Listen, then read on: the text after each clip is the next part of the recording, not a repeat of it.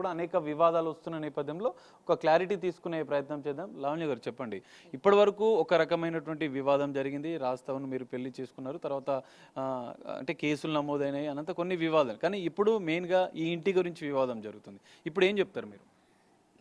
నిన్న ఎవరో లోపలికి రమ్మంటే రానివ్వడం కాదు, అందరూ వెళ్ళిపోయిన తర్వాత మాకు మాట్లాడుకోవడానికి స్పేస్ వచ్చింది. నాకెంత కాదన్నా ఇప్పుడు కొట్లాడుకున్న ఇదున్నా, ఎంత కాదన్నా నాకు తల్లిదండ్రుల్లాగే అత్తమామే వెళ్ళి మాట్లాడేసుకున్నాము. మాకు 5 నిమిషాలు పట్టలేదు నార్మల్ అవ్వడానికి.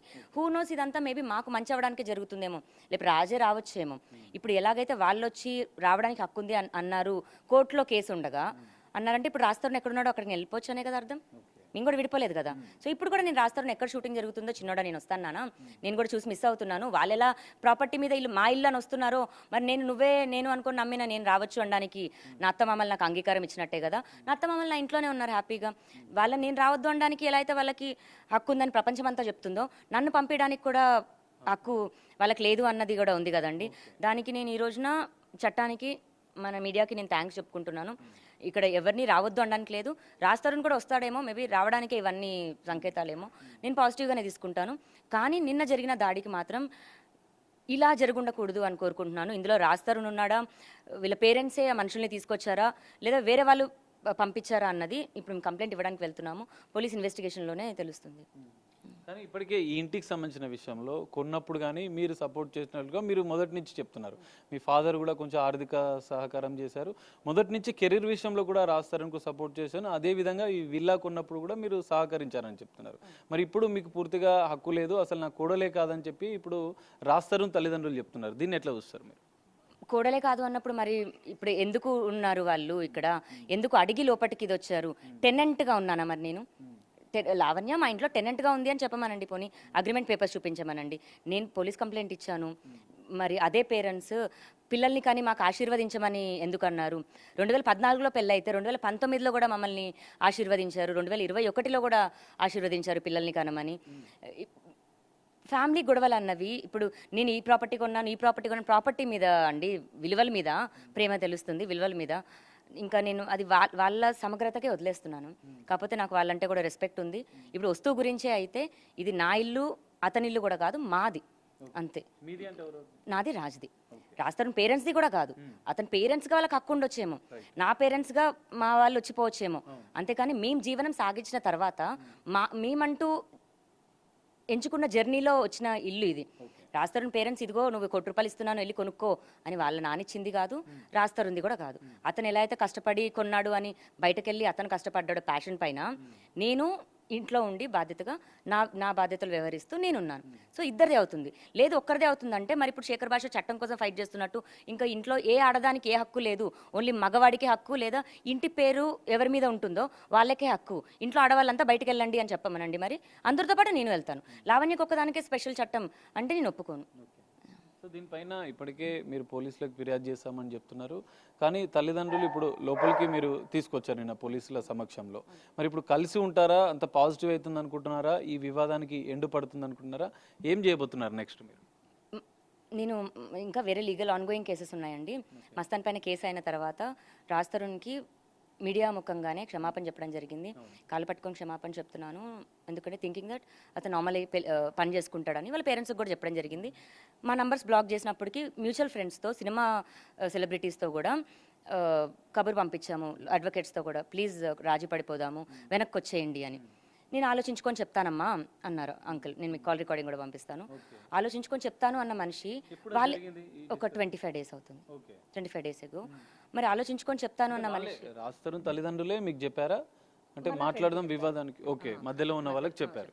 ఓకే, మరి అలా అన్న వాళ్ళిద్దరే వచ్చి ఉంటే నేను హ్యాపీగా పిలిచేదాన్ని, ఫుడ్ పెట్టి ఇది చేసేదాన్ని. బట్ రావడం దాడితో వచ్చి వాళ్ళు రావాలి అనుకోవడం కూడా కాదు, లావణ్యని పంపించేయాలి అన్నది.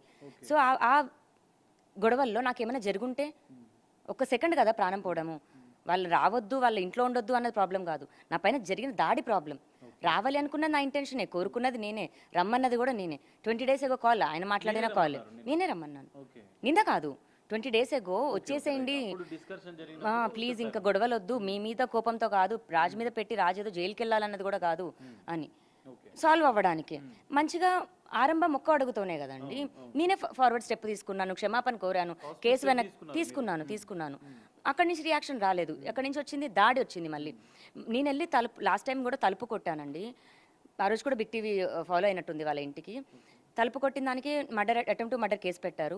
ఇప్పుడు నాపై నిజంగానే దాడి జరిగింది. మరి నాపైన ఇప్పుడు ప్రయత్నం జరిగిన దానికి కారణం ఎవరవుతారు? రాజ్ తరుణ్ అవుతాడా, రాజ్ తరుణ్ పేరెంట్స్ అవుతారా, శేఖర్ భాష అవుతాడా, ప్రీతి అవుతారా, ఉదయ్ అవుతాడా, మేఘన అవుతుందో? నిన్న జరిగిన ఇంత రచ్చకి ఎవరు కారణం అవుతారు అన్నది ఖచ్చితంగా పోలీసులే చెప్పాలి. నేను లీగల్ యాక్షన్ అయితే తీసుకుంటాను. ఎవరు నిన్న నా పైన జరిగిన దాడికైతే నేను ఎట్టి పరిస్థితుల్లో వదిలిపెట్టను. సో నిన్న రాజ్ తరుణ్ని కోర్టు మెట్లు ఎక్కిస్తానని చెప్పారు, మళ్ళీ ఇప్పుడేమో ఒకవేళ వస్తే నేను స్వాగతిస్తానని చెప్తున్నారు. ఈ రెండు స్టాండ్ విషయంలో మీరు ఎట్లా ముందుకెళ్ళారు? ఇప్పుడు వస్తాను అన్నాడంటే వచ్చాడు, కాంప్రమైజ్ అయిపోయింది. కాంప్రమైజ్ అయిపోతే కోర్టు మెట్లు ఎందుకు ఎక్కాలండి? రాని పక్షంలో నాకు అన్యాయం జరిగినట్టే. నాకు న్యాయం ఎవరు చేస్తారు? న్యాయం అంటే ప్రాపర్టీయో డబ్బో ఇదో కాదండి, సమాధానం. నాకు సమాధానమే చెప్పకుండా ఇంట్లో నుంచి వెళ్ళిపోయాడు. నన్ను ప్రేమిస్తున్నా అన్నాడు, పెళ్లి చేసుకుంటావా అని అడిగాడు. నేను అప్రోచ్ అవ్వలేదే, నేను ఐ లవ్ యూ చెప్పలేదే. నన్ను పెళ్లి చేసుకుంటావా నేను అడగలేదు. నా మొత్తం జీవితాన్ని ఇచ్చేసాను. నేను చాలా కళలతోనే వచ్చాను. అతనికి ఎంత ప్యాషన్ ఉంటుందో నాకు అంతే ప్యాషన్ ఉంది. నేను మా అమ్మ నాన్నకు ఒక్క ఆడబిడ్డనే. ఈ రోజున అతను హీరో అయిపోయి నా దగ్గర ఇంత డబ్బు స్టేచర్ ఉంది అనుకుంటాడు, కానీ నార్మల్ మిడిల్ క్లాస్ కుటుంబానికి చెందిన వ్యక్తే అతను కూడా. ఆ విధంగానే మనం ఎప్పుడు చూడాలి. హీరో అయితే కొమ్ములు వస్తాయి, హీరో అయితే పలుకుబడి ఉంటుంది, నువ్వు ఏదైనా చేయొచ్చు అంటే నేను అలాంటి మనిషిని కాదు. నీ ఎదురుగా లావణ్య ఉంది. లావణ్య తన తండ్రి అయినా, తన అన్న అయినా, రాజు అయినా సరే ఎవరికైనా ఈక్వల్గానే ఫైట్ చేస్తుంది. నేను అలాగే రాజ్ తరుణ్ కూడా ఈక్వల్గా ఫైట్ చేశాను. చట్టం ఉందని నమ్మానండి, అంతే. కానీ మీ ఫాదర్ ₹1,00,00,000 సాయం చేశాను ఇల్లు కొనే సందర్భంలో కావచ్చు, రాజ్ తరుణ్కి మొత్తంగా చేశాను, దానికి సంబంధించిన ఆధారాలు ఉన్నాయా? మరి మీరు స్టార్టింగ్లో ఇల్లు కొనేటప్పుడు మీరు ఎలాంటి సపోర్ట్ చేశారు? ఇప్పుడు ఇల్లు కొనేటప్పుడు సినిమా పరంగా కొన్నారండి. ఆ 2 సంవత్సరాలు ఇంటికి కావాల్సిన వస్తువులు కానీ, ఇంటికి కావాల్సిన సప్లైస్ కానీ ఏదన్నా మా పేరెంట్స్ ఇచ్చేవాళ్ళు. ఇప్పుడు నెలకి 30,000 అయింది అనుకోండి, ఆ సంవత్సరానికి ఇంత ఇంత ఇంత అని. ఇతనికి ఏమి మంత్లీ శాలరీ కాదు కదండి, సినిమా చేస్తే పని వస్తుంది సపోర్టింగ్ చేయడానికి. అది కారు అవ్వచ్చు, ఎలక్ట్రానిక్ ఐటమ్ అయి ఉండొచ్చు, రాజు వాడే ఫోన్లు అయి ఉండొచ్చు. ఇప్పుడు కూడా ముంబైలో ఫోన్ తీసుకొచ్చానన్నాను, నేను కొన్న ఫోనేనండి అది. ఆ ఫోన్ ఐఎంఏ నెంబర్ కూడా ట్రేస్ చేయండి, నా పేరు మీదే ఉంటుంది. అండ్ 2 సంవత్సరాలు కోవిడ్ టైంలో మరి సినిమాలు చేయలేదు. అప్పుడు ఎక్కడి నుంచి వచ్చే డబ్బులు? మా పేరెంట్స్కి ఉన్న దాంట్లో అంటే కట్నం పరంగా ఇగో నీకు 50 లక్షలు ఇచ్చి కూతుర్ని పెడుతున్నాం అనకపోయినా, మాకు అవసరం ఉన్నప్పుడు ఇచ్చింది, వాళ్ళే. మా పేరెంట్స్ నుంచి, మా బ్యాంక్ అకౌంట్స్ నుంచి నా అకౌంట్ కానీ రాజ్ అకౌంట్ కానీ పడ్డ ట్రాన్సాక్షన్స్ నేను చూపిస్తాను. రాజ్ తరుణ్ పేరెంట్స్ నుంచి రాజుకి పడ్డ అకౌంట్స్ రాజుని చూపించమనండి. ఇక్కడ ఎవరికి సపోర్ట్ చేసుకుంటా వచ్చారు అన్న తెలుస్తుంది. రాజు వాడే ఒక షర్ట్ దగ్గర నుంచి కూడా ఫస్ట్ షర్ట్ బ్రాండెడ్ కొనిచ్చింది నేను.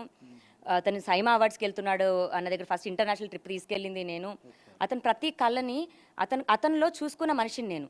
అతని కెరియర్ అమ్మాయిల వెనక పడి పోగొట్టుకున్నది అతను. లావణ్య తప్పుడుదైతే, లావణ్య డ్రగ్స్ దాంట్లో ఉంటే ఇతనికి 11 ఏళ్ళు పట్టిందండి నా డ్రగ్ వ్యవహారం బస్ చేయడానికి. నన్ను వదిలించుకోవాలన్న ప్రాసెస్లో మస్తాన్ సాయితో కుమ్మక్కై మస్తాన్ సాయితో ఇది చేశాడా, లేదా మస్తాన్ సాయితో అలా జరిగిన తర్వాత అతనికి ఒక అవకాశం దొరికి నన్ను ఎంకరేజ్ చేశాడా అన్నది కూడా నేను ఫైట్ చేస్తాను. అందులో రాజ్ తరుణ్ తప్పున్నా రాజ్ తరుణ్కి శిక్ష పడాలి.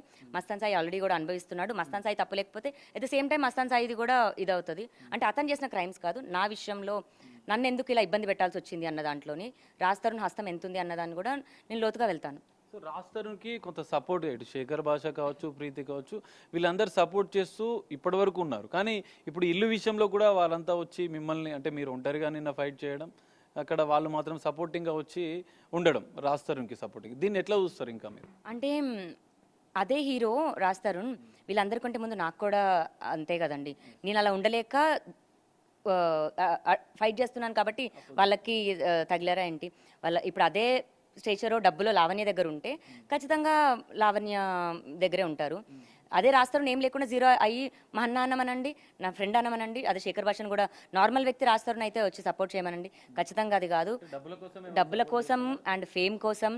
అండ్ రాజ్ తరుణ్కి చేస్తే 10 మంది వస్తారు ఫ్యాన్స్ కానీ ఎవరైనా సరే. కానీ లావణ్య ఇప్పుడు సింగిలే, ఎప్పుడు ఒంటరిగానే పోరాడుతుంది. కానీ రాజ్ తరుణ్ రియాలిటీ కూడా బయటకు వస్తే అదే ఫ్యాన్స్ కూడా కుటుంబాలు ఉంటాయి, అదే ఫ్యాన్స్ కూడా ఒక ఆడపిల్ల ఇంట్లో ఉంటుంది. అసలు నిజమైతే ఎన్ని రోజులు బయటికి రాకుండా అయితే ఉండదు కదండి, ఖచ్చితంగా బయటకు వస్తుంది. అండ్ చట్టం ఉంది. ఇప్పుడు మన శేఖర్ భాష కూడా నేను మగజాతి ఆనిముత్యాన్ని, నేను చట్టంలో మగజాతి హీ టీమ్స్ అన్నది రావాలి అని చట్టం మీద పోరాడే అతను ఇంటి మీద దాడికి పంపించడం ఎంతవరకు కరెక్ట్? ఇంటి ముందు ధర్నా కూర్చోవడం ఎంతవరకు కరెక్ట్? మా కమ్యూనిటీ బయట అంటే ఇప్పుడు అతని ఇంటికి నేను వెళ్ళొచ్చు అని నాకు యాక్సెస్ ఇస్తున్నాడు అతను. వెళ్ళొచ్చు అని చెప్పమనంటే ఇప్పుడే వెళ్దాం, నేను మా ఇంటికి వచ్చి ఏం మాట్లాడామని ఇప్పుడే అడుగుదాం, నేను 10 మందిని తీసుకొస్తాను. అది కాదు పద్ధతి. మనుషులుగా మనం బతికే పద్ధతి కూడా అది కాదు.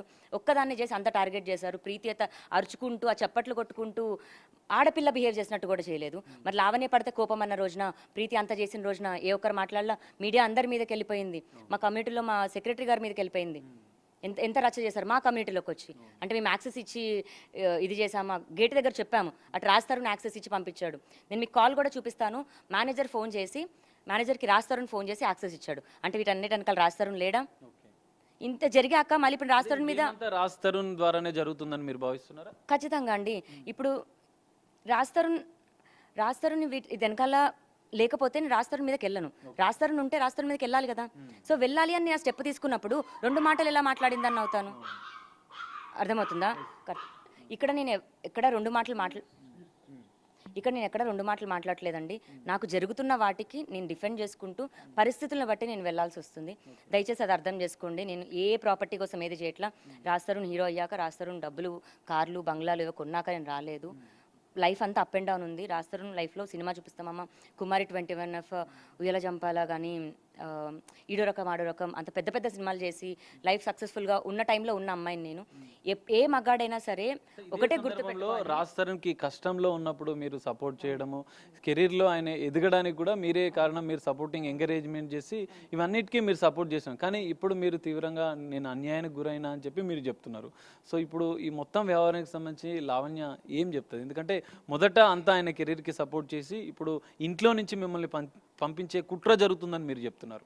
ఇంట్లోంచి పంపించాలని ఎంత కుట్ర జరిగినా పంపించే అయితే జరగదండి. అది నేను వెళ్ళిపోవాలనుకుంటే వెళ్ళిపోతాను. కానీ వాళ్ళు ఈ రకంగా అన్యాయం చేసి పంపించాలంటే మాత్రం నేను వెళ్ళను. ఎందుకంటే నా పోరాటమే అది. మనిషికి నువ్వు విలువ ఇవ్వు. నువ్వు ఎంత పెద్ద హీరో అయినా సరే, మనిషికి మానవత్వం లేకుండా నువ్వు బిహేవ్ చేసిన రోజున నువ్వు మనిషిగా పనికిరావు. నువ్వు ఏ రకంగా హీరో అవుతావు అన్నదే నా డే 1 నుంచి కూడా ఫైట్. నువ్వు నన్ను ఎలా అయితే పెళ్లి చేసుకుంటావని అడిగావు, అలాగే Lavanya it's not working out అని మంచిగా చెప్పు. నేనేం క్రూయల్ పర్సన్ని కూడా కాదు. నువ్వు ఆ వాల్యూ ఎక్కడిచ్చావు నాకు? నా ఫైట్ అంతేనండి.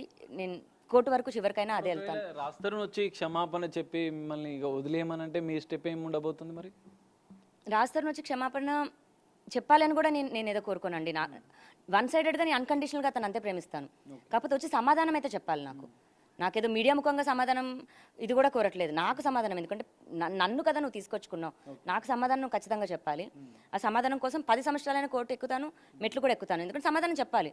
సమాధానం చెప్పకుండా ఒకవేళ నేను చనిపోయినా, అతను చనిపోయినా మళ్ళీ జన్మంటూ నేను పుడతాను. రాస్తాను, సమాధానం చెప్పాలి. ఎందుకంటే నాకు 19వ ఏటన నేను నా పేరెంట్స్ని వదిలేసి వచ్చేసాను అతని కోసం. అతన్ని నమ్మాను. నన్ను పెళ్లి చేసుకుంటావా అన్నాడు, ఎటర్నల్ అన్నాడు, జీవితాంతం అన్నాడు. సరే పోయాడండి, ఇష్టం లేదన్నాడేమో. నాకు తిరిగి జీవితం అన్న ఉండాలి కదా. ఇంకో అబ్బాయి అయినా నన్ను అప్రోచ్ అవ్వడానికన్నా, నాతో మాట్లాడడానికన్నా నాకేమన్నా మంచి ఇమేజ్ ఇచ్చారా? నీవే సరే. లావణ్య చండాలం, రాస్తరుని ఏంటి? రాస్తరుని ఏమైనా మంచిగా మాట్లాడి వెళ్ళాడా? ఇప్పుడు చేస్తున్నదైనా మంచి పద్ధత? అంటే రాస్తరుని హీరో అయిపోతే ఏదైనా చేసేయచ్చా? అంటే నాకు మిగతా జీవితం ఉండకూడదా? ఇంకెవరు నన్ను పెళ్లి చేసుకుంటారు? లేకపోతే హీరో కావడానికి పూర్తిగా మీ లైఫ్ సాక్రిఫైస్ చేశానని చెప్తున్నారా మీరు? ఖచ్చితంగా అండి. ఎందుకంటే నేను షార్ట్ ఫిల్మ్స్ చేసేటప్పుడు తనకి ఇష్టం ఉండేది కాదు. నేను షార్ట్ ఫిల్మ్ చేశాను. నాకు కూడా ఒక 20 to 30 lakhs వ్యూస్ ఎంతో అలా ఉండేవి యూట్యూబ్ ఛానల్కి. మంచిగా ఉండేది. కానీ అదంతా వద్దనేవాడు. స్టార్టింగ్ డేస్లో కూడా ఒక మేడ్కి 3,000 5,000 శాలరీ ఇచ్చేది కూడా వర్క్ నేను చేసుకుంటూ దాంతో ఒక షర్ట్ కొనిచ్చేదాన్ని. నేను బయటికి వెళ్ళేటప్పుడు బ్రాండెడ్ షర్ట్ ఉండాలని ఫస్ట్ వాచ్ కొనిచ్చాను, ఫస్ట్ కారు, ఫస్ట్ వన్నీ నేను. మరి ఈ రోజున నన్ను లాస్ట్ చేసేసాడు రాస్తారు సమాధానం చెప్పకుండా. సో ఇప్పుడు నాదే రాస్తారుంది ఇల్లు అండి. మా పేరెంట్స్ వీళ్ళు, మా అత్త మామ వాళ్ళు. వాళ్ళదైతే అవ్వదు, ఎందుకంటే జీవనం మేము సపరేట్ సాగించాం. మేము రానిస్తాము, రానివ్వకుండా ఏం లేదు. ఎందుకంటే వెళ్ళిపోయింది కూడా రాస్తారు. సంవత్సరం తర్వాత వచ్చి మా ఇల్లు అనేసారు. సంవత్సరం అంతా ఇప్పుడు మరి ఏమైంది? అదే వాళ్ళతో మాట్లాడడానికి కూడా నేను వెళ్ళాను. ఆ రోజున ఏం లేదు, రానివ్వకుండా డోర్ దగ్గర నుంచి ఉంటేనే అంత ఫైట్ చేసేసారు. ఇదంతా జనాలకి, ప్రజలకు అంతా అర్థమవుతుంది. రేపొద్దున కోర్టు కూడా తీర్పు అనేది ఇస్తుంది. నేను అదొక్కటే నమ్ముతున్నాను. మనం కూడా అందరం చట్టాన్ని గౌరవించి చట్టపరంగా వెళ్దాము, పోలీసులకి గౌరవిద్దాము. గౌరవంగానే నిలుస్తుందండి.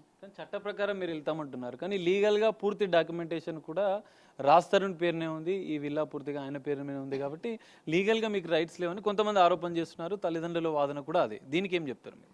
లీగల్గా లేవని మీకు ఏ న్యాయవాది చెప్పాడండి? ఒకసారి మీరు చెప్పండి. పోనీ మీ దగ్గర ఫోన్ ఉంటుంది, గూగుల్ ఓపెన్ చేసి చెప్పండి.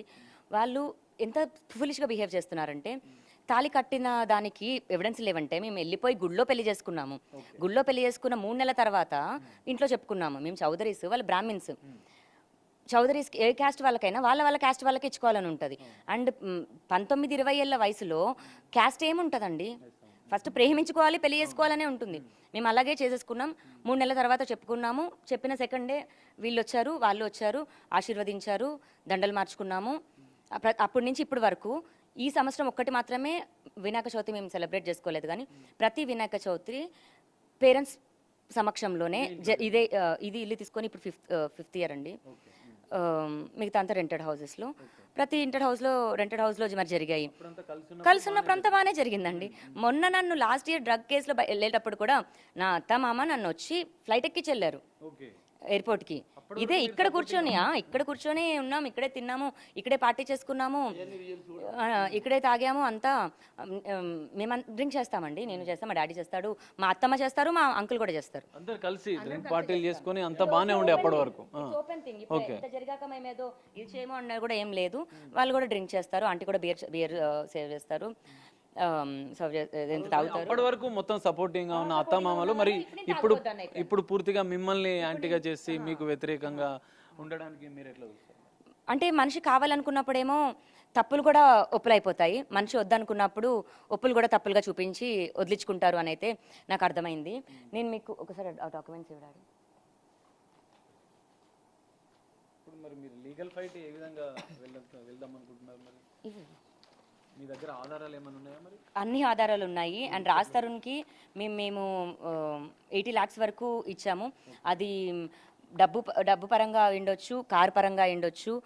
మా దగ్గర కూడా స్విఫ్ట్ కార్లు ఇప్పుడు 2 ఉండేవి అండ్ ఒక ఇన్నోవా కార్ ఉండేది. అవి మేమే యూజ్ చేసుకునే వాళ్ళం. మరి రాజ్ తరుణ్ పేరు మీద అప్పుడేం లేవు కదా.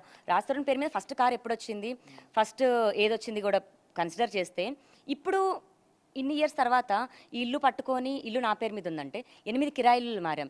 8 కిరాయి ఇంటికి ఎవరెళ్ళి టూలెట్ బోర్డు చూశారు, ఎవరెళ్ళి ఇల్లు వెతికారు, ఎవరెళ్ళి సామాన్లు సర్దేవాళ్ళు, ఎవరెళ్ళి ఇంటి పని అంతా చేసుకునేవాళ్ళు. ఇదంతా డాక్యుమెంటేషన్ ఇల్లు అతని పేరు మీద ఉండొచ్చు, కోర్టు కన్సిడర్ చేస్తుంది కదా.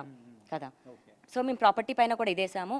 అండ్ వీళ్ళు చాలా ఫూలిష్గా ఆలోచిస్తున్న విషయం ఏంటంటే, పెళ్ళి అన్నది రిజిస్టర్ కాలేదు అంటున్నారు, కానీ 7 సంవత్సరాల తర్వాత లివ్-ఇన్ కూడా పెళ్లి కింద కన్సిడర్ చేస్తుంది.